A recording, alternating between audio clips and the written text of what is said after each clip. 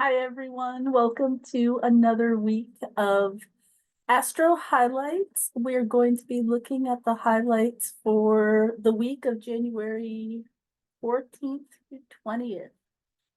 So let's get into it. It's already the 16th. This is a little bit late. So the week began on January 14th at 12:01 a.m. and it ends on January 20th, 11:59 p.m. Pacific time. This is the movement of the planets this week. The sun is in Capricorn, beginning the week 23:37, and ends the week newly in Aquarius. So this is our last week of Capricorn season. The moon travels from Pisces into Gemini during this week. Mercury goes from 0:14 Capricorn to 8:42. Venus is in Sagittarius, 18:54 Sag to 27:29. Mars is in Capricorn, 7:15 to 12:31. Jupiter is in Taurus, 5:55 to 6:20. And Saturn is in Pisces, 4:31 to 5:15. You can see all the traditional planets, the traditional 7 planets, the inner planets, are all moving direct at this time. So this is a very focused video. I really want to talk a bit about the Sun and Pluto's conjunction in Aquarius, Pluto cazimi, and what's happening within that cazimi with luck, and particularly with the asteroid Fortuna. So the sun conjoins Pluto. It's actually the exact conjunction from where I am in Portland is in Capricorn. And it is the last degree and the last minute of the last degree. This sun conjunct Pluto has a window, a 3-degree range from about January 17th. So starting tomorrow, we should be able to really start to feel it to about January 22nd. And the sun, giver of life, of our central star, conjunct Pluto, the hidden one, what is kept out of sight. Having them come together is kind of a supercharged time, regardless of what sign it is happening in. In this case, it happens to be in Capricorn, the very end. And I can see the sun conjunct Pluto. I can see some themes within it. One of them being sort of a darkness made visible. Pluto rules what is hidden, what we usually don't see, don't show, what we don't tend to look at. The shadow side of our nature, of our relationships. And this really, the sun conjunct Pluto sheds some light, but sunlight is generative light. It's light that wants to honor and wants to help grow. So I can see this as being a very positive, potentially, it has the potential for being a very positive time, particularly because of what else is happening during this cazimi, which we'll talk about a little bit later. It also, kind of strikes me as another theme for it could be kind of the lamp of obscurity. How obscurity itself, which is what's hidden, keeping, secrets, what's behind the veil, That is its own light. That is its own guiding ethos. And this is, I think, a period and a chance to kind of recognize that you have leadership and things that look very different by the light of the sun than they do by in darkness. You know, something that has a nocturnal nature. What happens when you're not looking? There's a lot to kind of learn there. This gives us an opportunity to kind of think about that space. And it's also a time for just psychologically outstanding insights. This is sun giving vision and ability to see, and to see with clarity into some of our own plutonic desires and our own plutonic nature. Everybody has a plutonic nature. It's something that people tend to feel very private around. And it's, you know, illuminating kind of that place of privacy, of real depth and safety within ourselves. And illuminating that space, helping to understand what makes it beautiful, helping us understand how to fortify it, how to really start to work with the full spectrum of our experience and wisdom that's come from that experience, especially the hard stuff, especially the things that elicited a plutonic response. And a plutonic response can be, you know, very fearful, very defensive. But it can also kind of break you open in a way where your life transforms so deeply and so thoroughly. Another theme when I was thinking about archetypical meanings of the sun conjoining Pluto, the hidden one, was that this is a time where you would really view the body. You know, growing up Catholic, we had a tradition of open coffin wakes. And I remember thinking that it was such a, you know, having had a few family members die when I was a child, that it was such an extraordinary thing that we were doing that felt very close to taboo, although it was socially sanctioned. And that was simply viewing the body, being in the same room with death, sitting down, touching death, having it be so close. Death very seldom enters our consciousness, much less our actual physical space in a way that is that fully embodied. You know, and that's what I kind of see with the sun conjunct Pluto. It'll allow you to kind of sit down and face some things in your life, in your psychology, and for the better, you know, for personal transformation. Although anybody who knows, you know, anybody of a certain age or anybody who has been through an intense Pluto transit certainly knows that Pluto transits are breathtaking. They're awe-inspiring. But this isn't a transit. This is the sun conjoining Pluto. And having this sun and Pluto, you know, the darkness made visible, the lamp of obscurity, these psychologically outstanding insights,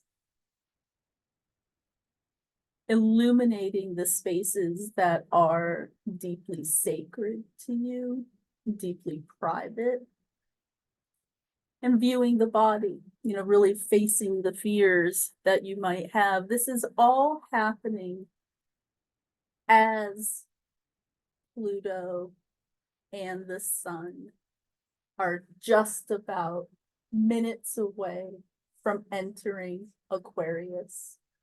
So a whole new template. Pluto has been in Capricorn since 2008. However, it's not entirely a new template. It is a new template, but they're both Saturn ruled. Saturn rules Capricorn. It's the diurnal feminine sign of Capricorn. And Saturn rules Aquarius, the diurnal masculine face of Saturn. So Pluto is moving into Aquarius, and it's still Saturn ruled. So it has been in a Saturn ruled sign since 2008. Before that, it was in a Jupiter ruled sign, Sagittarius. So it went from Jupiter to Saturn and now to Saturn again. So by the time this is all done, it'll have been in Saturn signs for almost half a century. That is a real generational, and a couple generations, but that's a real generational imprint. But Saturn looks different in Aquarius than it does in Capricorn. Capricorn's nurturing. It is a feminine sign. And Saturn in Aquarius isn't as nurturing. Nurture is really about the quality of affection and feeling that you share with individual people. And Aquarius brings us into sort of a higher level where we're looking more at a collective. While Pluto is in Aquarius, Saturn, its ruler, is going to be going through the signs of Pisces to Scorpio. It's in Pisces right now, which is ruled by Jupiter. So it's kind of picking up some of those Jupiterian themes from the era before 2008. Saturn enters Libra, where it's exalted in 2039. Until then, Saturn's not in the best of conditions from a dignity schema. Once it hits Libra, Saturn will be doing very, very well. It's exalted in Libra, and that should absolutely help when you have a ruler that is debilitated or doesn't have a lot of agency that can impact the planet itself. And Aquarius is an interesting kind of contradiction because it's about old and new. That Saturnian rulership, there's no way that you can say that Aquarius is only vanguard. Aquarius is very interested in at least understanding and learning about the past, how things were done, what systems were in place, what was the ethos, of different times. But it also has that pull of the future, of the new, of the next best thing. So within it, you're living within some contradiction. There's isolationism, the Saturn aspect, kind of keep the community small. And there's community. So you have this sense of sort of a clannishness. And also what connects us all together as a human family. Both of those can be very Aquarian stances, the areas that Aquarius helps you kind of explore. There's new beginnings, old resoundings. Aquarius is really about recognizing patterns, sharing knowledge and wisdom, the water bearer, to the collective, and what our social identities are. You know, not just our personal identities, our ego and our heroic journey. You know, that's more the world of the sun. Saturn is more about what you're here to do to benefit the whole, the society. And then Pluto, we have what's hidden. Well, always hidden power, hidden wealth, hidden resources, what's unseen, and because it's unseen, is often so intensely feared. Pluto brings obsessiveness and forces situations to extremes. It forces situations to crisis points. And the sun is our central star. You know, it talks about generation, creation, bringing to light, supporting life. That Pluto is entering Aquarius, hand in hand with the sun, matters to how the Plutonic themes, at least this time around with Pluto in Aquarius. And when I say this time, I mean till September. But it will absolutely impact how the Plutonic themes start to evolve, because it has that strengthening and purifying relationship with the sun, just as it enters Aquarius. So Pluto is Cazimi in the very last minute of the last degree of Capricorn. And Cazimi is a state of refreshment, of purification for planets. It's when they enter exact alignment with the sun. And it has especially with Pluto, it has a way, Cazimi is a time of cleansing old karmic baggage. Pluto will emerge from Cazimi improved, purified, and as it gets farther away from the sun, it will strengthen over time. It's a very, very special moment in Pluto's synodic cycle to be happening just as it's entering another sign. So if you're born with Aries rising, then Pluto in Aquarius is going to be in your 11th house, spending its transformative energy in your 11th house of friendships, allies, benefactors. I just went through a Pluto through my 11th, and my friends group since 2008 has completely and utterly, radically changed. It's been very interesting. Taurus rising, you have this in your 10th house. Powerful. Gemini rising, 9th house. 9th house of journeys, of big ideas, of your personal frameworks. Cancer in your 8th house of karmic bonds, karmic debts. Leo in your 7th house of relationships, business opportunities, and open enemies. Virgo in your 6th house of disease, of habit. Libra in your 5th house of creativity, of children, of gambling and entrepreneurism.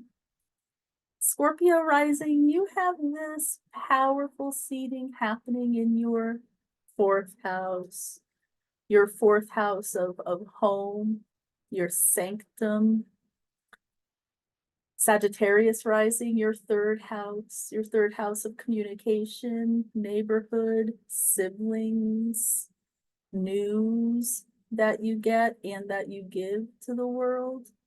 Capricorn rising in your second house of resources and personal values, and how you spend your resources and back up your personal values in the material world. Aquarius rising, it's happening in our first house, house of self, house of health, of vitality.